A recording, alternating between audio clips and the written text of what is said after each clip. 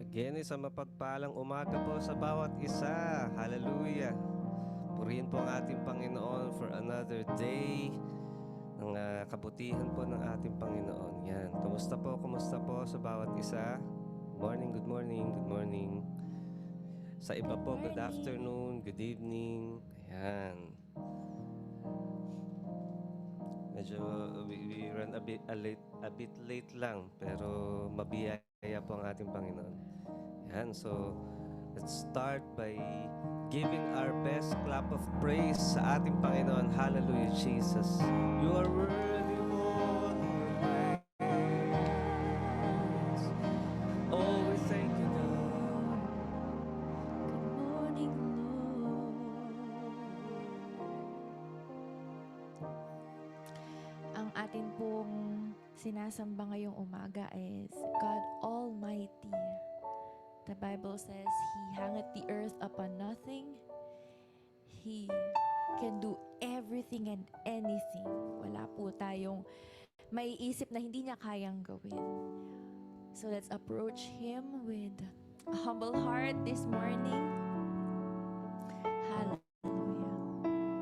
Truly there is none like you, Lord. And I worship you, Almighty God. There is none like you. Look at Him and sing, I worship you, O Prince of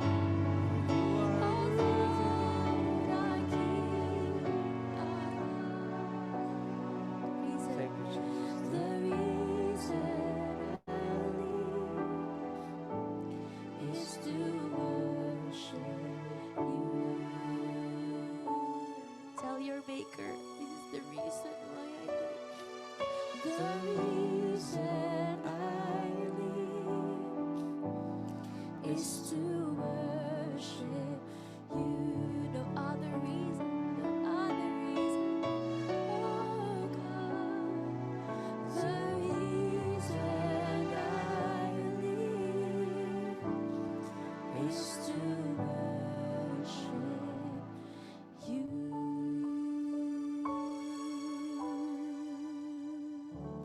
Maraming pong salamat, O Diyos, for another life, Panginoon, na pinagkaloob niyo po sa amin at patuloy na pinagkakaloob. Maraming salamat po, O Diyos, for another heart that beats, Lord, for you and you alone. Salamat po, nagising po kami after sa buong magdamag, Panginoon. Maaaring ang iba po sa amin, ngayon pa lang po magsisimula ang araw. Ngayon pa lang din po matatapos. But we thank you, O God. Dahil habang binibigyan niyo po kami ng buhay, Lord, ito po, Panginoon, ang totoong dahilan bakit niyo po kami patuloy na binibigyan ng buhay to fulfill our very purpose, and that is to worship you, O God. Dalangin po namin, Lord, may we continue to breathe life, O God, with the power of your presence about isa sa amin, O God. Yes. May we continue, Lord, to experience your healing touch even right now in the mighty name of Jesus. Our nation needs healing. Our family needs healing, Lord. And we thank you, O God, dahil hindi ka lamang po life giver, O God. You are our healer, O God. Yes. You are our miracle maker in the mighty name of Jesus. We know and we believe, Lord, hindi po hadlang ang anuman pong layo, O Diyos, upang hindi niyo po kami abutin. Yes. Ngayon in the name of umaga, ngayon po Jesus. mga pagkakataong ito, O Diyos. We claim, O God, na sa amin pong kalagitnaan, O Diyos, especially our families, O God, we will continue to protect them, Panginoon, against this pandemic, Yes, Lord, in na the patuloy name na of lumalaganap sa pangalan ni Jesus in the mighty name of Jesus. Father, Lord God, may your mercy abounds, Panginoon, Yes. especially to our family members, Panginoon. Ang iba po sa amin, O Diyos, ay may mga pamilya po na nasa malalayong lugar, Panginoon. Lord, we pray, O God, na ang inyo pong kapayapaan, O Diyos, na hindi maliri, Panginoon, will guard our hearts and mind in Christ Jesus, na ano mang mangyari, Panginoon, Lord, we are protected, O God. Gaya pa ng sabi niyo po sa Psalm 91, in the mighty name of Jesus, that no weapon formed against us shall prosper. Yes. Hallelujah. Marami pong salamat, O Diyos. We claim your precious promises. At ngayon pong umagang ito, O Diyos, Lord, we claim wala ka pong lalampasan sa Yes, bawat in the isa sa name of amin, that you will Jesus. continue to do mighty things in our midst, in the mighty name of Jesus. We love you, God the Father. We love you, God the Son. We love you, God the Holy Spirit. As we carefully bring you back all the praise, all the glory, all the honor and thanksgiving. In the mighty name of Jesus. Amen and amen. Amen and Palakpakan po natin amen. ng Lord the best clap of praise for our living God this morning. He is worthy of all our praise. Praise God, praise God, praise God. Good morning po. Good morning. Nakakatuwa po Good yung mga morning, good ngiti. afternoon, good evening. Yan. Good evening. Ate Marilo, good evening. Kay Kuya Rex. Yan. Kuya Kay Kuya Rex. Randy. Anong oras ba dyan, Kuya Randy? Hapon? Nasa 3 o'clock p.m. sa Calgary time. Good afternoon po sa mga nasa Okay na. western side of the world. Yan. Praise Nakakatuwa God. po na again makakapag-gather po ulit tayo this morning. Yun, so ito pong ating pagsasalu-saluhan ngayong umaga ay talaga pong napaka-special din po. Isa po ito sa talagang ipinanalangin ko po na topic. Kasi po, alam po natin na at the end of the day, gaya po ng mga previous na ating discussion, talaga po nakatingin ng Lord sa puso eh. Mhm. Maaring talagang napakaganda ng boses, napakaganda ng intention naman talaga ng puso, pero ng intention natin. Motive. Pero motive lahat. Talagang sila nakatingin sa yung mga hindi nakikita. Yan. Yes. Kaya Ito yung sinisikap nating maging pinakamaganda sa Oo. harap ng Lord. Yan. So ang pag-uusapan po natin ngayong umaga is all about the worship attitudes. Yan. Yan. Worship attitudes, commendable attitudes of the heart in worship.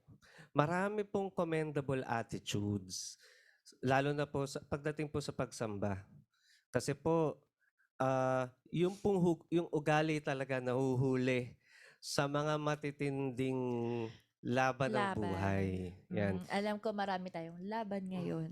Exactly. Maging commendable yung puso natin sa harap ng Lord. So this is a quick look about some of the men and women in the Bible who possesses commendable attitude and the lessons that we can learn from them.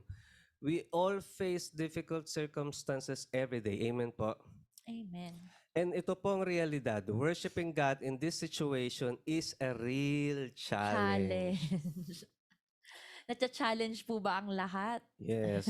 Kaya po, this is the test of our attitude of how we can still become overcomers in worship in spite of the odds.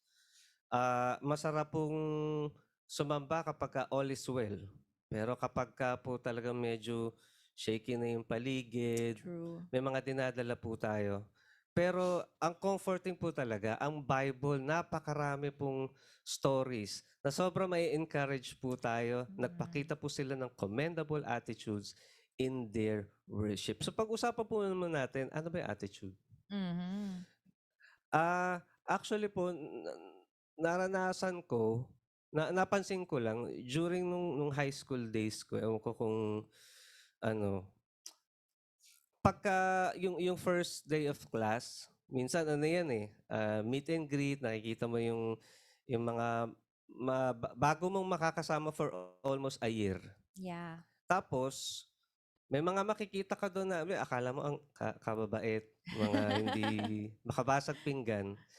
si Rabi tumatawa. Pero kapag ano na, yung minsan nga sa buong maghapon, kita mo na kaagad yung ugali. Yeah, first day of class. O yung akala mong napakabait. Prim and proper. Yung pala pinakamalikot, pinakapilyo. Looks can be deceiving. Oo. So, ano po ba yung attitude? Pag-usapan, let's define po yung attitude. Attitude number 1. Pag sinabing attitude, attitude is a choice. Sabihin po natin, attitude is a choice. Attitude is a choice. Attitude, it determines how we handle or approach certain things. It is all up to our own decision how you are going to do on a particular thing. So, meron pong merong dinidikta ang sitwasyon. Halimbawa, binibigyan tayo ng sitwasyon. So, yun pong attitude, siya po yung siya yung may desisyon kung, okay, gagawin ko to in spite of this situation. Halimbawa, pandemic. Kapag ang attitude po natin ay, naku, wala nang service kasi pandemic. Pero dahil ang attitude po natin, nakatingin doon sa magandang gagawin ng Panginoon, hindi, sige, let's put an online service, tuloy pa rin. It's a choice. And attitude is a response. It's an inward feeling expressed in behavior. Ano po attitude is something inside of us. Sabi nga po dun sa pangatlo, attitude is a language. It can be seen without a word being said. Yan. Ang sa attitude, yan kahit hindi ka magsalita, yung responses mo kagad, huli na. Yan. So facts about attitude, pag-usapan po natin. Ilan lang po naman ito. Our attitude determines our approach to life. Our attitude tells us what we expect from life. Imagine po ninyo, ang eroplano, pag ang airplane papunta sa langit, it means paakyat siya. Pero pagka yung ilong ng eroplano, patutok pababa, pa-crash ka. Sabi nga po na Bible, for whatever man sow, he will reap. Our attitude toward an action in life help us to determine what will happen to us. Tapos, yung number 2, our attitude can turn our problems into blessing. Ito gusto ko. Sabi ni J. Sidlow Baxter, what is the difference between an obstacle and an opportunity? Our attitude towards it, yun po ang kasi obstacle, That opportunity. makes the difference. Every opportunity has a difficulty. and every difficulty has an opportunity. Kapag tayo po ay na-confront ng different situation, a person with an outstanding attitude makes the best out of it. Mhm. Naalala niyo po nung pong tayo nagpapalipad pa ng saranggola? Ang saranggola, hindi yan aangat sa ere kapag walang malakas na hangin. Minsan kailangang sumalo Bayuhin na. bayuhin ng hangin yung Para umangat siya. para makita natin. Pero kailangan siyempre kapit siya dun sa string talaga. Yan. And number 3, our attitude determines our relationship with the God we worship. Ito po pinaka-importante. Kasi po we're talking about worship attitudes. Christian life is about our relationship with God. But the real challenge is how we maintain this relationship. Mm. Para pong sa mag-asawa, kapag hindi mo yan kinultivate, hindi kayo mag-grow. Kapag hindi nabantayan yung mga indifferences, hindi mag-grow. Kami nga po may maliit na garden dito sa sa harap. May mga pagkakataon po na siyempre maganda sikat ng araw, dinidilig-diligan namin siya. Pero may mga times na yung malakas na ulan talaga, yung minsan bagyo. Tapos tinitingnan namin yung mga halaman. Lunod na sila. Lunod na Tubig. lunod na sila. Pero sabi namin, wala naman kami magagawa. Hindi naman namin sila pwedeng ipasok sa bahay lahat. And somehow talaga pong parang tayo dinadanas din natin yun eh. Talaga pong kailangan i-cultivate ang relationship, and our knowledge of God is not enough. Amen po ba? Hindi po sapat yung nalalaman lang po natin itong mga information na to, yung mga tinuturo po ng ating pastor.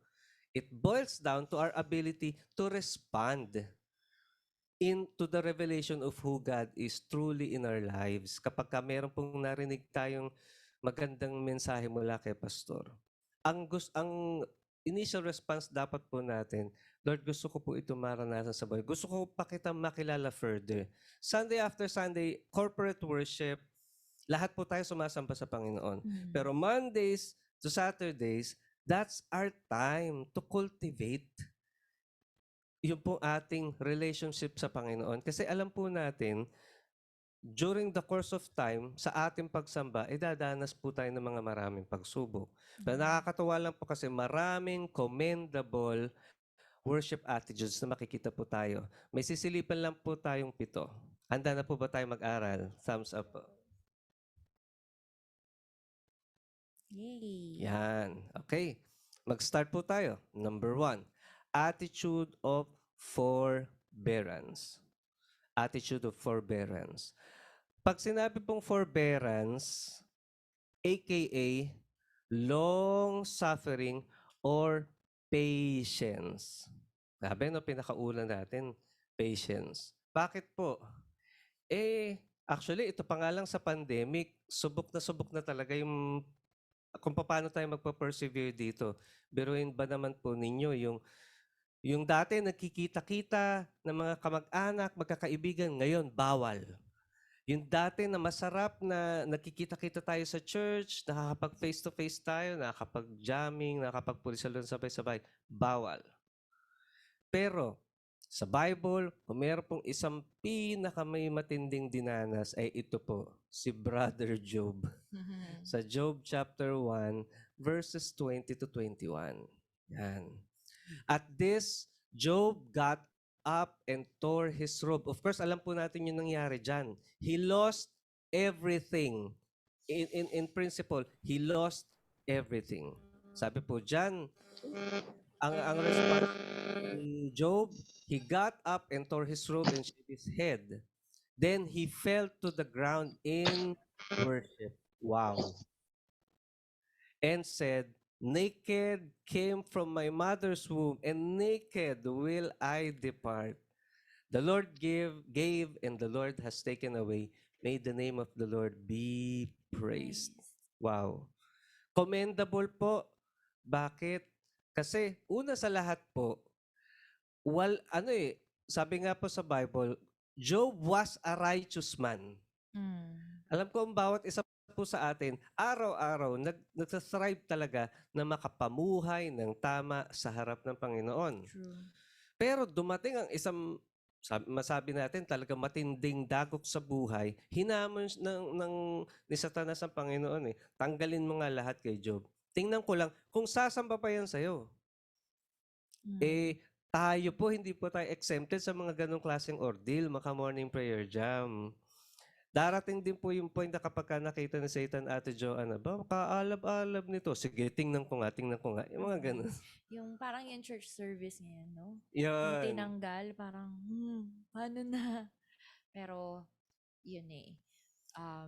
Nade-determine dun yung attitude natin kung paano tayo mag-cope up pa rin na aralin lahat tong Zoom, yung kailangan bumili ka ng mga gamit. Ako po Exactly. natutuwa sa mga music ministers po, especially namin sa Green Hills, kasi talagang bumili sila ng mga gamit nila, ng mga mixer, ng Nag-set mga up. microphone para lang makapag-set up sa bahay dahil ganito po yung situation. So, Yes. ayun. Yun yung pagpapakita ng attitude natin towards... Yes. Yung pagpapahalaga natin dun sa ginagawa Yeah. natin. So makikita po natin kay Job, mga ka-morning prayer jam, number one, his mind is conditioned that everything he has comes from God. Nakakondisyon siya. Okay, nawala ang ari-arian ko, nawala yung mga tinatangkili ko, pagpalagay na natin na hold up yung pera sa bangko in Jesus name, or biglang nanakawan. Pero itong matindi, nawala ng mahal sa buhay. Actually po, yung isa nga lang na mawala ng mahal sa buhay, we cannot imagine. Yeah. Ito po ang nangyari kay Job. Lahat ng anak niya nawala. Pero ano pong response niya? His mind is conditioned that everything he has comes from God. Lord, lahat naman po ito, pinahiram po ninyo. The Lord gave and the Lord take away. And may the name of the Lord. Wow. be praised. How commendable that attitude. Nanawa po, ang panalangin ko po, kada dadaan po tayo ng mga matitinding sitwasyon sa buhay natin, of course, we are always praying na tayo po ay malakas, malusog, especially our families.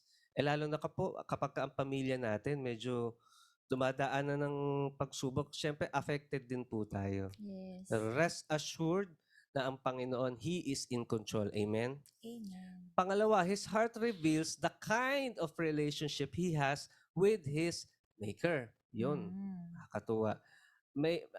Dito mo makikita talaga na kung gaano kakilala ni Job. Yun po kasi yung araw-araw nating kino-cultivate. Yung relasyon natin sa Panginoon. Kailangan po talaga, first and foremost, hindi lamang po tayo lumalago para sa para sa attendance. Yung araw-araw dapat nating nakikilala ang ating Panginoon. I think nasa tayo, Ate Joan, yung slide natin. Yan. Isang example po dito, masasabi ko po ang ating spiritual director. Yan. Ang ating Brother Eddie, he has gone through a lot. Especially po yung mawala ng isang kabiyak.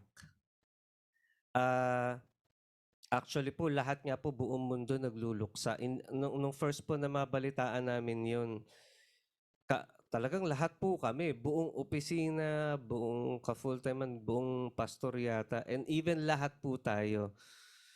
Matindi po yun, yung nangyari sa atin nung kay Ate Dory. But Brother Eddie remained his composure. And then after a few months, si Mayor Johnny, isa sa nilolook after natin na mayor, na talagang lingkod ng Panginoon, siya naman. Now, sino po nakapanood last Sunday na nagturo po si Brother Eddie sa worship healing service? Lahat po tayo na witness. Ano po yung nakita natin? Hindi nabawasan ang passion, hindi man lang, parang walang nangyari. Ganon pa rin siyang kazilos. Bakit? Alab, yes. His heart reveals the kind of relationship he has with his Maker. Excuse me. And he is settled that God is worthy of all worship even in the tough times. Kaya even sa pagpupuri sa ating Panginoon, hindi kailanman nagbago ang alab ng ating Bishop Brother Eddie. So we commend yung po mga taong ganun, especially our spiritual director, especially po some of us po na in spite and despite of all ay nakakatayo pa rin po para purihin ang ating Panginoon. So that's number 1. Attitude of forbearance. Number 2, ito, attitude of gratitude. Yan. Makikita po natin yan sa Genesis 8:18. Ito po ay istorya ni Noah.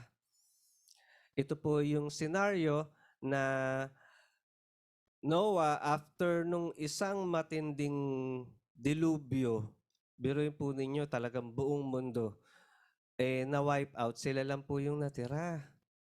Tapos, after all na nangyari, nakita ni Noah, sobrang iningatan sila ng Panginoon. For a few days, nasa arko pa rin sila. And then, tapos ginaguide sila ng Lord kung kailan sila bababa. And then, ito na, bumaba na sila. First time na nakatapak sila sa mundo na sila lang ang nandun. They're all alone kasama yung mga animals at may bagong nag-spring up ng mga halaman, ng mga puno. And then sabi po dito sa verse 18, so Noah came out together with his sons and his wife and his sons' wives, all the animals and all the creatures that move along and all the birds, everything that moves on the land came out of the ark, one kind after another. Pwede sanang doon na natapos ang storya. Ano pong susunod? Then, Noah built an altar to the Lord. Nung una, ano yung binil niya? Ark. Pero this time, walang nagsabi sa kanya. Dito ko na-amaze Ate Joanne. Walang nagsabi sa kanya na Noah built an altar for me. Wala. Pagkababa niya, then Noah built an altar and taking some of all the clean animals and clean birds, he sacrificed burnt offerings on it. The Lord smelled the pleasing aroma and said in his heart, never again will I curse the ground because of humans. Biruin po ninyo, that act of attitude of gratitude ay inonor ng Panginoon. Gustong-gusto po natin yung mga tao na mahilig magpasalamat. Agree? Gustong-gusto po natin na makasama yung tao na yung tipong lahat ng makita niya sa paligid, pinasasalamatan. Ay, ang ganda ng clouds. Praise God. Ang ganda ng umaga. Kaysa naman yung mga tao na binigyan mo ng rosas, daming tinik. Binigyan mo ng ulam, maalat. Hindi man lang makapagpasalamat. Now, ano po yung nakita natin kay Noah? His mind conditioned that, His mind is conditioned that everything he has comes from God. That's number 1. His heart reveals the relationship. Parang nakaparehas tayo dito, Ate Joanne. Yan. His heart reveals the kind of relationship he has with his Maker. And he is settled that God is worthy of all our worship, even in the toughest times. Alam ko po ang bawat isa, marami po tayong dapat ipagpasalamat sa Panginoon kahit dumadaan po tayo nitong senaryo sa ating buhay. After Noah built an ark, built an ark of God's salvation, he built an altar of thanksgiving before God. Yun po yung isa po sa mga points natin. So, if we can list down po ngayon, mga bagay na dapat po nating ipagpasalamat sa Panginoon. Alam niyo po, yan po yung napakagandang jumping board. Yan po yung napakagandang pang fuel ng ating pagsamba. Si Pastor Joey, meron po siyang tinuro dati about the dangers of forgetfulness. And sabi po nung psalmist sa 103 ng Psalms, forget not. Sabi po natin, forget not. Forget not all His benefits. Sino po dito yung nakakaalala pa lahat ng mga answered prayers na sinagot ng ating Panginoon? At yung pong nililista, napakaganda po. Ayan, may mga nagtaas ng kamay. Mas maganda po nililista natin lahat ng mga answered prayers natin. Bakit? Diyan lang po natin mapapatunayan na talaga pong buhay ang ating Diyos. Ako po, lagi po ko may mababalikan kapag minsan parang hirap kang sumamba. Kasi lahat naman po talaga tayo nag-i-struggle sa pagsamba. Pero alam niyo po, buti na lang po, yung pong mga karanasan na isilid sa isang awit. Kada remember ko po na nagkaroon po ako ng incurable disease, yung pong neuralgia. Lagi ko lang pong babalikan yung Diyos ng Himala. At talaga pong nananari, kasi po for me, songs are, ano sila sisidlan ng karanasan. Ang bawat awit ay sisidlan ng karanasan. And alam ko po ang bawat isa sa atin, either meron po tayong song, new song about it, nung pong times na dumaranas tayo ng ganung pagsubok sa buhay. Pero habang inaalala po natin siya, nag-uumapaw po yung pasasalamat. Sabi ko, Lord, ginawa mo na to dati. Kaya po nung na-hospital uli ako the second time around, nung last April, na namamanhid yung buong katawan ko. Tapos tumutugtog ako, nagnanambi yung aking kaliwang part ng body, hindi makatugtog. Pwede po actually po ako magtanong. Pwede kong sabihin na, Lord, ano po ito? Lingkod niyo naman po ako, ganun, ganun, ganun. Pero hindi. Nasabi mo nung minsan, tapos na kaya si Lord sa atin, ito na kaya mahal. Pero, kasi nakakatakot po sa akin, natatakot ako na, alam niyo po yun, ma-stroke siya or anything. Pero, mabuti po ang Lord. Hindi mo maialis yung takot. Pero what amazes me is nung nasa hospital, kasi po, sinabi nila kung ilang beses nag-o-occur yung yung numbness ng katawan.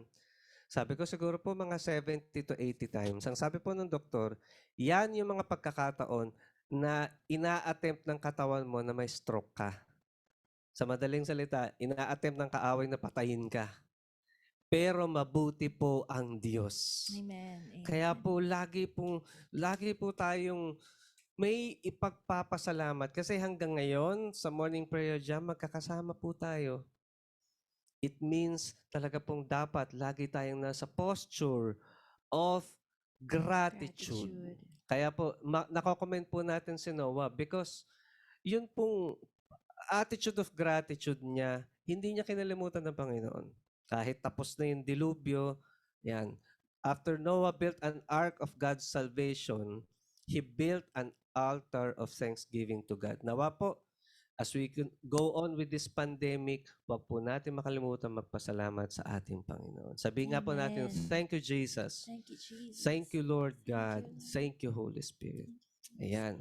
We move on po sa pangatlong commendable attitude, and that is the attitude of kindness. Attitude of kindness. Makikita po natin yung storya sa Luke chapter 10, verses 25 to 27. Luke 10:25 to 27. Alam po natin ang istorya, alam na po natin ito, na this is the story of the Good Samaritan. Meron po daw isang nakahandusay na tao sa a man was going down from Jerusalem to Jericho when he was attacked by robbers. And then they stripped him of his clothes, beat him, and went away, leaving him half dead. Siguro po may mga na-encounter na po tayong ganun. Huli naka-encounter tayo ng ganun, Ate Joanne, nung papauwi po kami, kasama namin sila Brother Zam noon, Sister Karen. May nadaanan po kami sa isang kalsada. Nabangga po sila, head-on collision sa puno. So talagang binaba natin. Akala natin talaga walang binuhay yung pagkakabangga nila. Praise God po kasi may mga galos man po pero buhay po sila. Ngayon, yung pong iba nakakita ng ganitong senaryo, posibleng pansinin, posibleng hindi. Tingnan po natin, ang sabi po dito, a priest happened to be going down the same road. Nadaanan daw ng priest, when he saw the man, he passed by on the other side ay umiwas.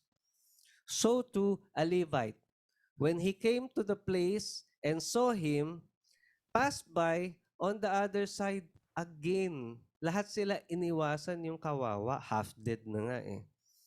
But a Samaritan of all the people, as he traveled, came where the man was, and when he saw him, ano pong ginawa? He took pity on him. Wow.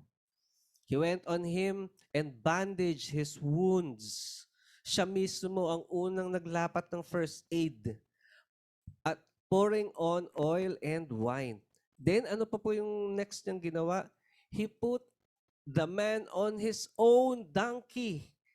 So naglakad siya, isinakay niya yung half-dead na man, brought him to an inn and took care of him. The next day, he took out 2 denarii and gave them to the innkeeper. Look after him, he said, and when I return, I will reimburse you for any expense that you may have. Tanong mga ka-morning prayer jam, kilala ba niya itong tinulungan niya? Hindi. Kamag-anak niya? Hindi. Masasabi po ba natin, si Samaritan, meron din siyang dapat pupuntahan nung time na yon? Yes. Busy po ba si Samaritan? Yes. Pero hindi siya nag-atubili. As worshipers po, ang panalangin ko po sa bawat isa yung pastoral heart. Hindi po minsan sapat na magaling lang sa pag-awit at sa pagtugtog, pero walang amor sa kapwa. Sabi nga po, pagka binasa po natin yung JL Love Story, ang isa pong traits, pagka dinescribe po yung mga worship team na nagme-minister sa Aurolio noon, sabi po nung JL Love Story, ang mga worship team daw po nung una, they can look into the eye of the congregation as if they were saying, I am willing to die for you. Yun, Ate Joanne. Kindness is the presence of compassion and generosity towards others. Tama po? Presence of compassion. Nakita mo na kapag wala yung kindness sa'yo, wala ring bubukal na generosity. Pangalawa, kindness exists for the benefit of others. Hindi lamang para sa sarili natin, pero higit, mas kailangan po nating tingnan yung kapakanan ng iba. Ang worship is not limited on pag-awit eh. No. And ang sabi ni Paul, Romans 12:1, offer our bodies as living sacrifice. Everything we have is pagsamba. So, yung Samaritan, maaring siguro member din siya ng church member din siya. May pupuntahan siya noon. Pero mas inuna niya, I think mas commendable po yung pagsamba niya. Compare kung yung Levite nagmamadali eh. Yung priest nagmamadali eh. Papunta sila sa service eh. Siguro papunta ng service. Siguro lahat sila papunta sa service. Pero itong Samaritan, hindi. Hindi nalimitahan sa awitan lang yung yung pagsamba, kundi sa pagtulong sa kapwa. Bakit po? Palagay ko, pangalawa yun sa greatest commandment eh. Love your neighbor as you love yourself. At ito po ang ganda. Kindness is the light of God's shining from the human heart. So kapag tayo po ay nag-o-offer ng kindness to someone, nagliliwanag ang liwanag ng Panginoon from our hearts. Kaya po, nasulat po sa Bible, ito pong parable of the Good Samaritan. Nawa pong bawat isa din po sa atin maging Good Samaritan din po tayo sa mga nasa paligid natin. Hindi naman po nalilimitahan na, kasi nga po, kailangan din po natin mag-ingat. Yung po maipanalangin sila, kapag sa mga life groups po natin, may mga talagang kailangan po ng panalangin, let's take time. I-video call po natin. Let's take time to pray for them. And alam ko po that the light of God will shine continuously in our hearts as we show kindness to others. Yan. Attitude of kindness. Yun po yung... and then we go to the next. Number 4, the attitude of faith. The attitude of faith. Sabi po sa Matthew chapter 8 verses 5 to 8 and verse 13. Ito po yung istorya ng Roman centurion. When Jesus had entered Capernaum, a centurion came to him asking for help.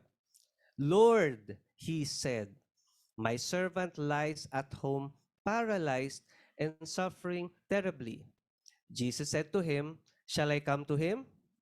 The centurion replied, Lord, I do not deserve to have you come under my roof, but just say the word, and my servant will be healed. For I myself, a man under authority with soldiers under me, and I tell this one, go, and he goes, and that one, come, and he comes. I say to my servant, do this, and he does. Ito pong maganda. When Jesus heard this, he was amazed and said to those following him, truly, I tell you, I have not found anything in Israel with such great faith. Then Jesus said to the centurion, go, let it be done just as you believe it would. And his servant was healed at that moment. Hallelujah. Ang Panginoon po hindi lamang po na-excite sa pagsamba. We believe.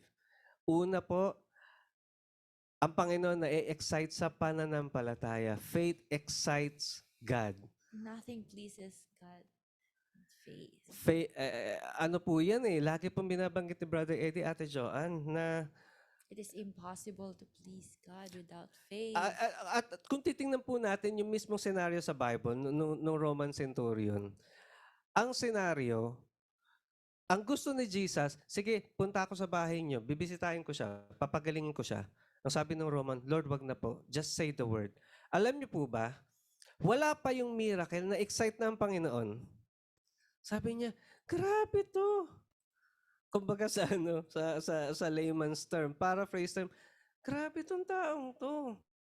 I mean, ang panalangin ko po, mapaganon din natin ng Lord, mapawaw din natin ng Lord because of our faith. Ano man pong sitwasyon sa buhay natin, hindi man kagandahan yung nakikita natin, or hindi pa man nagmamanifest yung sagot sa panalangin, nananampalataya na tayo. Because that is faith, substance of things hoped for, di po ba? Evidence of things not seen. Ito po yung pangalawa. Faith releases the power of God. Napakarami na po natin nakita sa Biblia na yung pong bleeding woman your faith has healed you. Ang ginawa kasi nung babae, talagang nakipagbalyahan at kahit butot balat na. Kasi biro, duguin ka ba naman ng ilang taon, Ate Joanne? And then, talagang hinawakan niya intentionally. And then the power of God. May power ba dun sa hem of his clothes? Jesus' clothes? Wala po dun Ang sabi ng Panginoon mismo, your faith, sabi po natin, your faith Your has faith healed you. has healed you. And pangatlo, at the end of the day, faith pleases God. So nawa po, as worship teams or as worship ministers, sangkapan po natin ng pananampalataya ang ating pagsamba. Every time we minister, kapag ka po, minsan nakaka-feel po tayo ng heaviness during our worship, let's look in the eyes of faith at sabihin po natin, Lord, alam ko po na whether 2 or 3 gathered together in your name, you are in our midst. At alam niyo po ba, kapag ka nakita ng Panginoon yung ating pananampalataya, everything will manifest. Amen. At nalulugod po. Yun naman po talagang goal natin sa pagsamba, malugod po natin ng ating Panginoon. Amen? Yan. So matatapos na po tayo. Next, the attitude of excellence. That's the next commendable attitude. Of course, kilala po si David para po sa pagiging excelente sa mga bagay na inahain niya sa Panginoon. Sa 1 Chronicles chapter 25 verse 1, ito po, relate much tayo dito because we are in the ministry of singing, playing our instrument. David, together with the commanders of the army, set apart some of the sons of Asaph, Heman, and Jeduthun for the ministry of prophesying, accompanied by harps, lyres, and cymbals. Here are the list of the men who performed in the service. And then mag-jump po tayo sa verse 6 to verse 7. All these men were under the supervision of their father for the music of the temple. Yan, mga temple musicians po sila. Of the Lord with cymbals, lyres, and harps for the ministry of the house of God. Tapos sabi po, si Heman, si Asaph, at si Jeduthun were under the supervision of the king, which is David. Along with their relatives, pakibasa po natin, all of them trained and skilled in music for the Lord. They are numbered 288. Piling-pili. Yun po yung nakita kong ano dyan. Attitude of excellence. Honestly po, hindi po lahat ay nagpapakita ng ganitong karakter. Kasi para masabi mo na excelente ka, ang motto mo sa buhay, hindi pwedeng-pwede na. Pwede na. Simula po nung nag-online na, nag-transition tayo from online, napansin po namin na nung early point na, kasi po, lalo na po sa amin ni Sister Joanne, ang challenge po sa amin is mag-minister, tumugtog, magpaawit sa online. Napakarami po naming dinanas na medyo frustrating setups. Minsan, basag yung mic namin, minsan, nagluloko yung interface namin. Hanggang sa ako po ay hindi matahimik nung isang araw eh. Sabi ko, para sa Panginoon to eh. Mag-invest tayo. Ang ginawa po namin, bumili po kami ng mixer na talagang dedicated for live stream. Pangalawa, nag-invest po kami ng mic. Pangatlo, talagang lahat ng mga necessary softwares na kailangan gamitin ay pinurchase po namin. Bakit po? At the end of the day, para sa Panginoon po ito eh. Yeah. Quality ang pinag-uusapan natin dito. So ano po makikita natin dito? David reflects God's excellence through his life. Yan po yung pakakatandaan natin, mga ka-morning prayer jam. Nakatingin ang mundo sa atin, kasi po ang mundo, kasi imagine po ninyo kung ang secular world pinagkakagastusan ng milyon-milyon, ang isang production number ng Olympics sa dami ng drone. Drone shots. Ano po napaka-excelente ng mundo. How about tayo?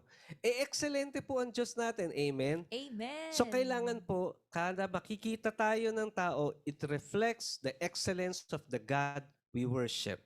Excelente ang Diyos na magpala sa atin, so dapat excelente din yung binibigay natin. Kung yung ginagamit ko mic hindi excelente, baka hindi po kayo mapagpala ngayong umaga. Yung pianong ginagamit ko, kung medyo kakarag-karag, baka hindi rin po kayo mapagpala. David cultivated the culture of excellence in his service to God. Bakit ko po yun nasabi? Sa 1 Samuel chapter 16 verses 17 to 18, if you can show Ate Joanne. Nagkaroon ng fact-finding committee.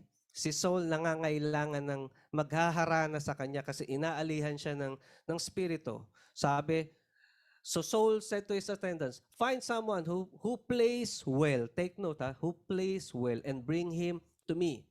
Then one of the servants answered, I have seen the son of Jesse of Bethlehem who knows how to play the lyre. Ang sabi nga po dun sa ibang salin po, sa The Message, an excellent musician. He is also courageous, of age, well-spoken, good-looking, and God was with him. Naghanap sa buong Israel ng tutugtog, pero isa lang, unanimous decision, si David. Ang bawat isa po sa atin, since we represent the excellence of God, maaari po, halimbawa, sa lugar nila, Ate Marjorie, sino ba dito yung talagang maalab magpaawit, yung talagang excelente magpakanta? Si Sister Marjorie. Wala nang ibang hahanap. Walang ibang hahanapin. I mean, sana po lahat po tayo ganun. Sa Canada, kapag naisip na anointed musician, si Brother Randy. Sa Middle East, sila sila Ate Marilu yan. Sa Zambales, sa Olongapo, sila Ravi yan. I mean, lahat po tayo, we represent the excellent God. Kaya nawa po, i-cultivate natin patuloy. Huwag po tayong tumigil. Yan, sabi ni Sister Aimee, P-Life. Ano po yung pinakahuling core values natin? Excellence. Kaya po pagka tayo tumatayo, nagmi-minister sa Panginoon, dapat excelente. That is a commendable attitude. And David knew God's attitude towards excellence. Kasi alam ni David, kung gaano siya pinagpala ng Panginoon, kailangan higitan niya. Kaya nga yung kay Arauna, 'di ba? I will not offer Offer God anything. anything that cost me nothing. Hindi pinapabayaran yung lupa, pero hindi. Para sa Panginoon 'yan, mag-i-invest ako.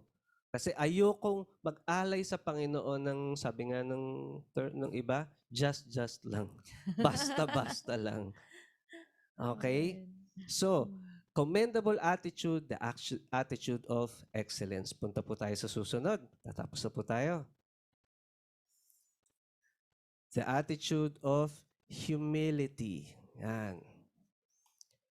So, ito po yung storya ng isang Pharisee na nananalangin, tsaka po yung tax collector. Sabi po ng Pharisee, the Pharisee stood up and prayed, God, I thank you that I am not like the other people, robbers, evildoers, adulterers, or even like this tax collector. Napakasakit naman. Tapos sabi pa niya, I fast twice a week and give a tenth of all I get. But the tax collector stood at a distance. Tapos, ang sabi po dyan, he would not even look up to heaven, beat his breast, and said, God, have mercy on me, a sinner. Ang sabi po ni Jesus, I tell you that this man, rather than the other, went home justified before God. For all those who exalt themselves will be humbled, and those who humble will exalt themselves. Sinabi din po yan sa James 4:6, God opposes the proud, but He gives grace to the humble. Tayo po mga worship team, tayo po yung laging nakikita sa harap. Kung meron pong isang kinasusuklaman ng Panginoon, yung mga mayayabang. Kasi hindi porket nasa stage tayo, nandun na tayo sa tugatog ng tagumpay. Mataas lang yung stage. Mataas lang yung Physically. stage. Kaya tayo Tinitingala lang tinitingala. tayo sa stage. Para lang makita. Para lang Pero makita. hindi talaga para Pero pantay-pantay po magmataas. tayo. Yung tingnan natin yung kapwa natin, actually nakikita yun ng Panginoon. Nakita ko po dito, he was commended by Jesus himself. Talagang pinunan niya. Itong nagpapakumbaba sa akin, yung lumalapit sa akin na Panginoon, makasalanan po ako. Hindi po tayo lalapit sa Panginoon na, Lord, salamat po kasi napaka-anointed ko, talentado ko, or salamat Panginoon kasi wala akong nagawang sin ngayong araw na to. As if naman. Wala nagawang sin. Pero lumalapit po tayo lagi sa Panginoon assuming. Kasi po ano pong sabi sa Romans? All have sinned and fall short at the glory of God.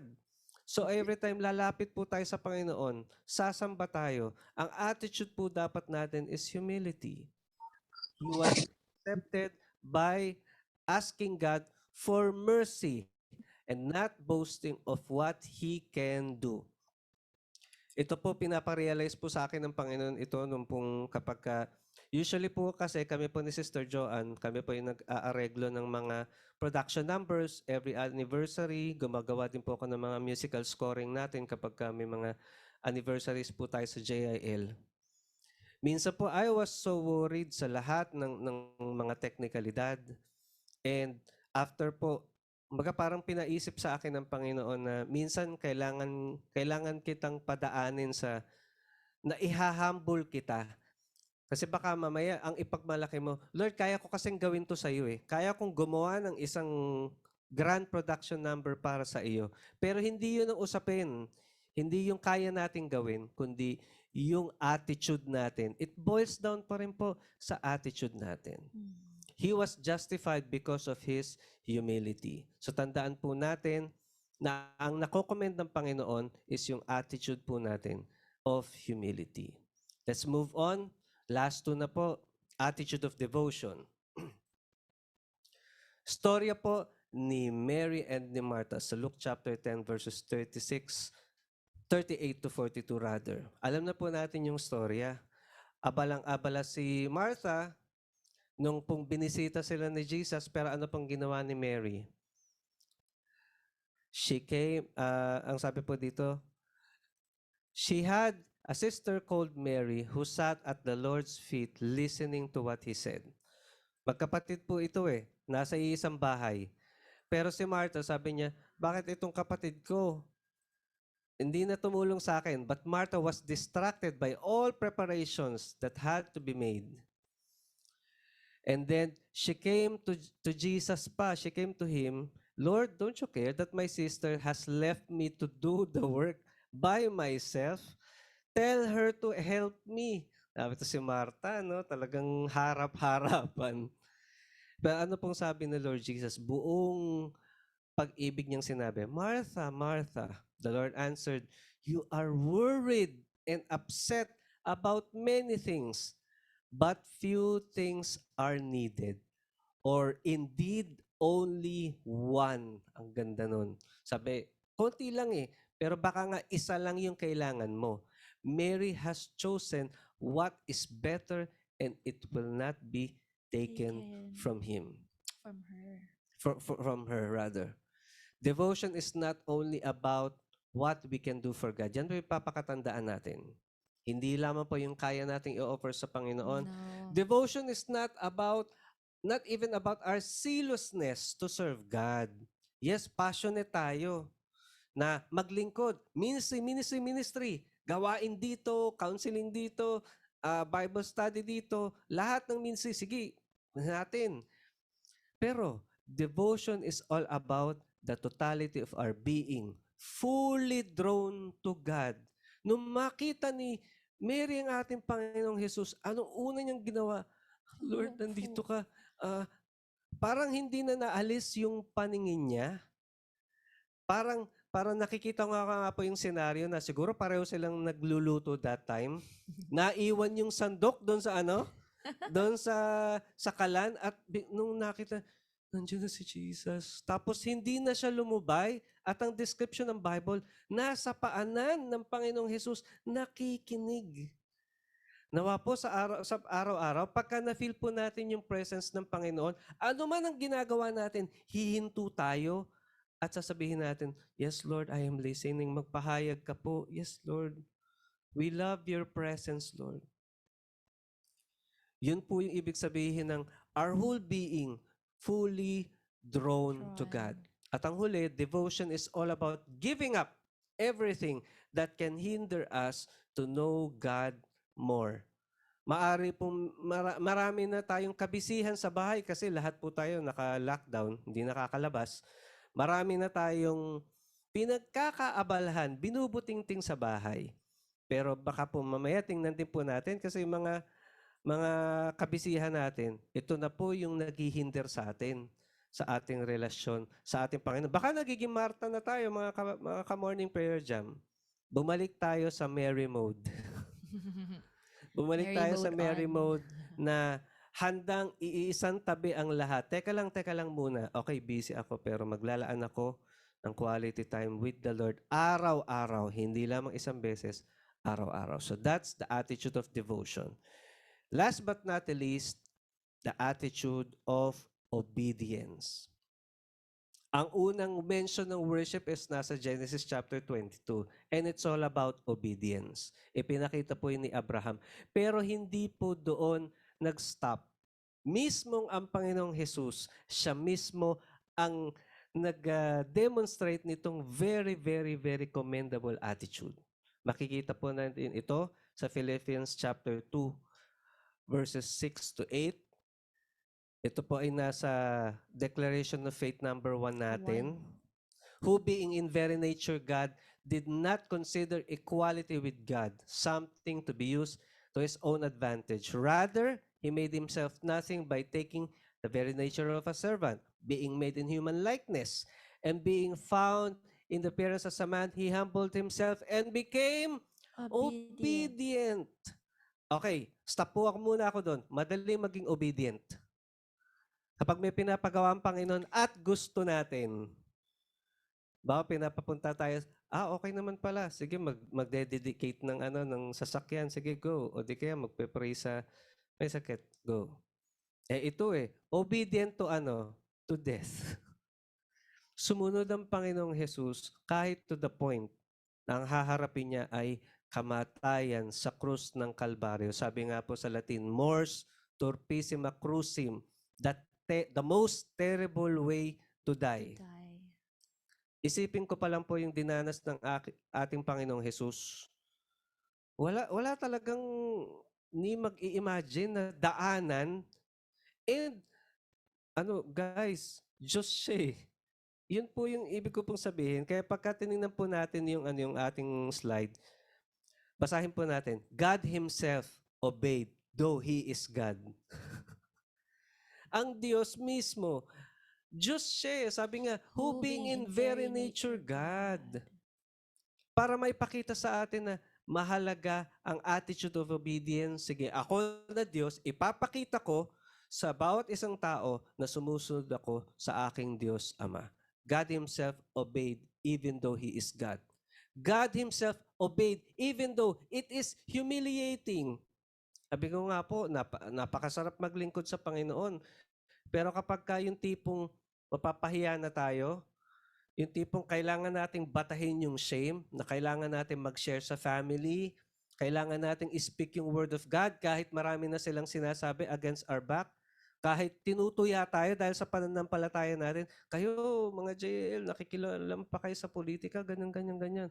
Pero ikaw, zealous ka pa rin, hindi. Ang sinasabi po ng Diyos, blessed is the nation whose God is the Lord. Si Jesus, pagdating sa humiliation, wala na yata makakapantay sa Kanya. Pero, because of His attitude of obedience, He gone through this humiliating stage. God Himself obeyed even though it is unfair, guys. Unfair. Napaka-unfair po talaga. Wala naman siyang kasalanan eh.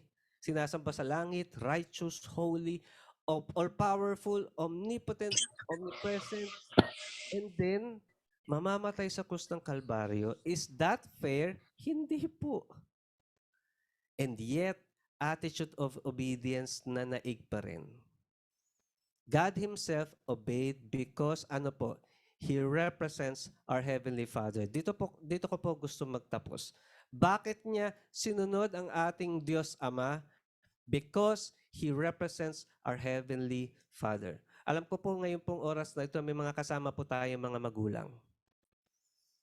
At tayo po, mag-a-agree po ba tayo mga magulang? Willing po tayong gawin yon para sa ating mga anak. We are willing to do everything. Ang tanong, bakit? Kasi, noong tayo ay mga naging anak, ang ating mga magulang, nakita natin kung paano nila gagawin ang lahat para sa atin. Kaya po, in return, nung naging magulang po tayo, kung ano yung nakita natin sa ating mga magulang, yun po yung ginagawa natin para sa ating mga anak. Marahil, alam ng Panginoong Jesus, I will represent the Heavenly Father. I will do everything to represent Him well. Para maipakita ko yung totoong pagsunod sa Ama, because I am representative, I will obey. Amen? So nawa po, yun po yung gusto ko pong iwan. Of all the commendable attitudes of worship, obedience, pinakita ng ating Panginoong Jesus, nawa po, lagi po natin itong baunin. Lagi po natin itong isaalang-alang as we serve the Lord and as we worship Him. The attitude of obedience. So sa atin pong pagtatapos, nawa po ang bawat isa sa atin, magkaroon po tayo ng desire at the end of the day na makomment po tayo ng Panginoon. Meron po tayong pinag-usapan na 7 attitudes. Nawa po, isa man po dito or lahat po ito ay magawa po natin para makomend ng Panginoon. Maari pong marami sa atin hindi nakakakita, hindi nakikita yung mga efforts natin, yung mga ginagawa natin, yung mga random acts of kindness natin, hindi nakikita ng lahat. Pero gusto ko po kayong i-encourage, you are commendable in God's sight. Baka nga po pagka nagsulat ng panibagong Bible, nandun na po yung pangalan ninyo. Kasi nagpakita po kayo ng commendable attitude. Dahil ginagawa niyo po yan hindi para sa tao, kundi para sa Panginoon. Tayo po lahat ay yumuko at pumikit. Panginoon, marami pong salamat. Lubos po kami humahanga, Panginoon, sa lahat ng mga lingkod po ninyo na nagpakita. Hindi po nila inalintana, O Diyos, ang kanilang mga sitwasyon sa buhay, namutawi pa rin po, Panginoon, yung napakagandang attitude, napakagandang response ng kanilang puso. Yung response ni Job, Panginoon, kahit nawala ng lahat sa kanya, Panginoon, salamat po dahil nanatili po siyang tapat. Hindi niya man kailanman inisip, Panginoon, na ikaw po ay hindi mabuti. At the end of the day, nagpuri pa rin po siya sa Panginoon. Lord, nasa gitna po kami ng pandemic, Panginoon. But Lord, hindi po kami magsasawa, Panginoon, na purihin ka, Panginoon. Hindi po kami magsasawa, Panginoon. Ano man ang sitwasyon ng aming buhay, ito pong aming dalangin, O Diyos. Pag umapawin mo ang awit dito sa puso ko, umapawin mo ang pagsamba, umapawin mo ang pagsamba, nakalaan sa iyo. Sa gitna man ng pagsubok, o sa gitna man ng bagyo, ako may awit at pagsamba na para sa iyo. Minsan pa po, pag umapawin mo ngayong umaga, Umapawin mo ang awit dito sa puso ko. Hallelujah! Umapawin mo ang pagsamba Umapawin mo ang na para pagsamba lang sa'yo. na para lang sa'yo. Sa gitna man ng Sa pagsubok, gitna man ng pagsubok, sa gitna man ng sa bagyo, gitna man ng bagyo, ako'y may awit, may at awit pagsamba at pagsamba na para sa'yo, na para sa'yo. Sa- Bahagi ko lang po saglit yung side story po nitong awitan na ito. Nabuo po ito mula po sa malalim na pakikipag-commune ng ating Pastor Joey. Sabi niya, hindi po talaga madali na yung lagi po tayo nagre-restart ng Sunday service. Minsan mag-gather tapos bigla magre-release ng lockdown. Hindi po talaga madali. Pero alam niyo po, isang pinarealize sa kanya ng Holy Spirit, yung magpasalamat pa rin. Bakit? Na nakakasamba po tayo sa gitna ng pandemya. Pangalawa, hindi pa po natin to dinanas. Ang sabi po ni Pastor Joey, hindi pa ako nakapagpastor sa gitna ng pandemic. And yet, lahat po ng great men and women in the Bible, higit po yung dinanas kaysa sa dinadanas natin ngayon, mga kapatid. Kaya po, wala pong dahilan upang hindi po natin maibalik at hindi po tayo mag-umapaw ng pagsamba sa ating Panginoon dahil higit-higit po ang kanyang kabutihan sa ating mga buhay ngayong oras na ito. Minsan pa po, pag umapawin mo ang awit dito sa puso. Let worship arise in our hearts. Umapawin mo Ang pagsamba nakalaan sa iyo. Sa gitna man ng pagsubok, sa gitna man ng sa bagyo, gitna man ng bagyo, ako'y may awit, may awit. pagsamba Yes, Lord. At pagsamba na para sa'yo, na para sa iyo. Pag-alapin mo ang puso ko nagmamahal sa iyo. pag-alapin mo ang puso ko, nagmamahal sa'yo. Pag-alapin mo Pag-alapin mo ito ang hanggang pag-alam na gusto. tama ng Sa gitna man ng pagsubok, sa gitna man ng sa bagyo, gitna man ng ako'y bagyo, aawit ako'y aawit at sasamba at sasamba lamang sa'yo. Lord, ito po ang dalangin ng puso namin. This is our song of commitment, Panginoon. Dahil alam namin, kinukommit po ninyo what is in our hearts, O God. Maaari po ang bawat isa sa amin na yung mga pinagdaraanan, Panginoon. May mga alalahanin sa buhay. And yet, nandito po kami, Panginoon, showing, O God, to you how we love you, Lord. Our desire, Panginoon, na patuloy ka, Panginoong, sambahin in spite and despite of everything. Lord, nagpapasalamat po kami dahil nananatili ka pong buhay. Ang inyong pong presensya ay nararamdaman po namin ngayong mga oras na ito. Salamat po sa nag-uumapaw na pagsamba. Salamat po sa nag-uumapaw na pasasalamat na amin pong nararamdaman sa aming puso. Not only this day, not only this time, but all the days of our lives, O God. We will not fail to remember all your benefits, who forgives all our sins and heals all our diseases. Jesus, who redeems our life from the pit of destruction and crown us with love and compassion and tender mercies. Maraming pong salamat. At ngayon pong oras na ito, tinitiwala po namin muli ang aming buhay, Panginoon, ang pag-iingat niyo po sa bawat isa sa amin. Dalangin po namin, O Diyos, na malagpasan po namin ang anumang sitwasyon ng aming buhay with a worshipful attitude Yes, in the mighty Lord. name of Jesus. Marami po salamat, O Diyos. We release, O God, your blessings to each and every one of us, Panginoon, the love of the Father, the power of the Holy Spirit upon each and every one of us, the sweet fellowship of the Spirit, and the benefits of the cross of Calvary. Be with us, Lord, now and forevermore, in the mighty name of Jesus. Amen and amen. Parapakan po natin ang ating Panginoon. Hallelujah, hallelujah. Kakaroon lang po tayo ng mabilis na grouping po para tayo makapagpanalanginan. Picture-taking Pero muna. bago pong lahat, picture taking po muna tayo. Pakilabas po ang ating pinakamagandang ngiti at paki-open po na madalian ng ating camera. Ayan, nagngingitian na po. Smile, smile, smile, smile. Good morning. Good morning, good afternoon, good evening. 1, 2, and 3. Baka meron pa pong mga hindi naka-open ng I camera. commend you po sa magaganda niyong ngiti. Yan. Yan na, JL, nakakangiti pa rin. Hilig 1, sa picture ang Jai. yeah. 1, 2, 3. Yan, page 2.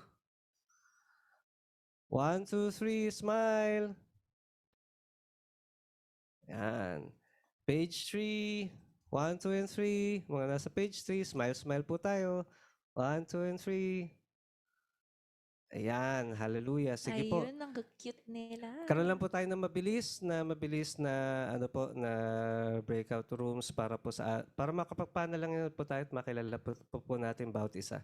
Sige po, God bless po and see you po ulit sa next Thursday po sa ating morning prayer jam. God bless us all po. God bless you all. Stay safe po.